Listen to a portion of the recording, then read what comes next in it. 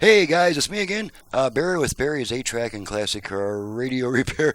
This time we're demonstrating an 8-track radio out of a 1970 Mustang Mach 1. This is an AM 8-track unit which the customer has requested to be repaired to original stock, which some can and some can't. It just depends on what I see, when I open her up.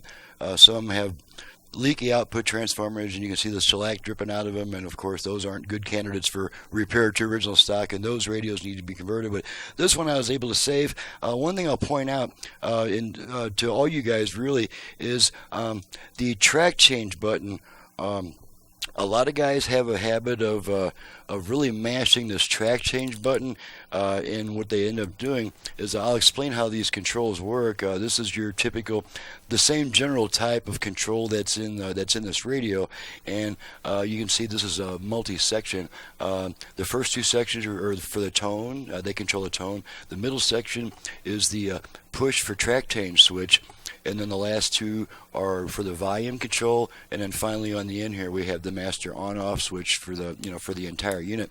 What happens here is you can see that the track change switch is actually behind both volume sections on all units, and when you mash that switch, if you mash it hard enough to where this separates, you've also mashed it hard enough to completely break both sides of the volume control, and it's also likely to break the tone controls too with that kind of impact. So I really need to stress to you guys that you only want to press this button hard enough to activate the mechanism.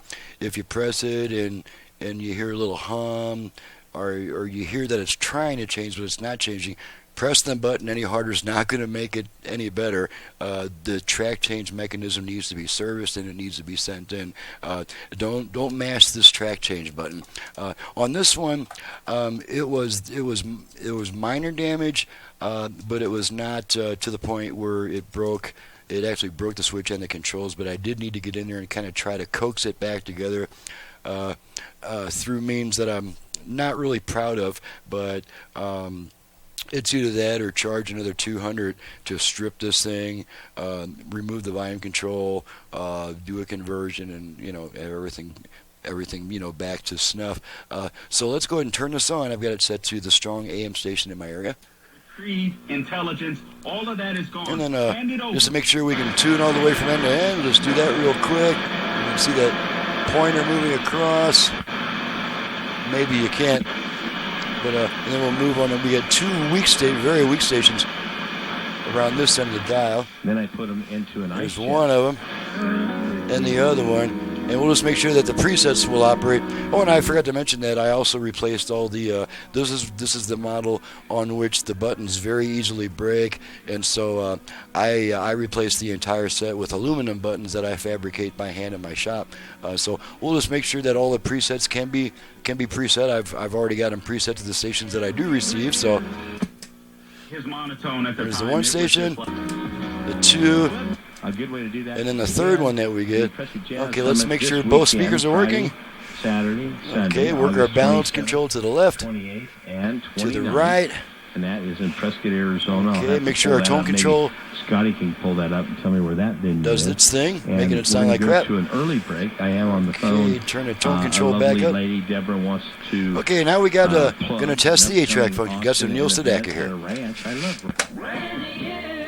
Again, you see both speakers working, so we'll get rid of those. I'm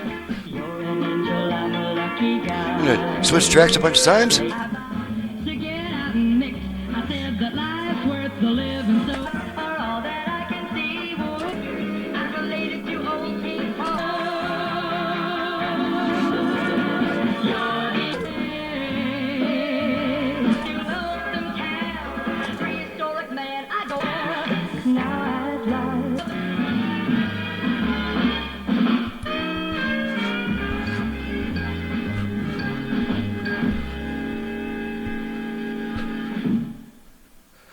Okay, turn her up. No sound between tracks, so the head's properly adjusted. Hush, hush, hush, hush, hush, to the blue. Rain used to be here holding you. Hush, hush, you knew my breath, you mine. One way down, my breath, you mine. You may choose to fly to lonesome town. Go to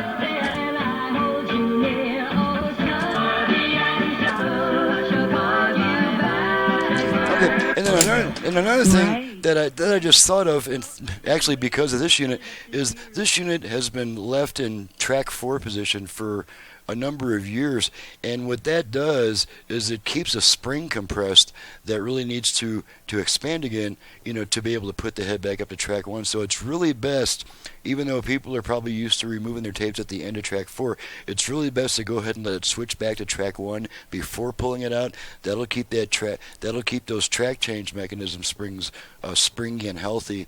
And that's something that I just recently thought about. It seems like at least once a week I find some new tip with old 8-track players to preserve their longevity. So everything is obviously looking. Make sure the dial light works. You can see it flashing on and off when I press the button. So I always replace the dial light. So we're good to go. Thank you very much, Dave, for your business from Reno, Nevada. Actually, Dave's from Reno, so he's in my neighboring state. I'm Barry with Barry's 8-track and classic car radio repair, and I need to stress that not all units can be repaired to original stock. Most of them actually, in my opinion, cannot be reliably repaired to original stock.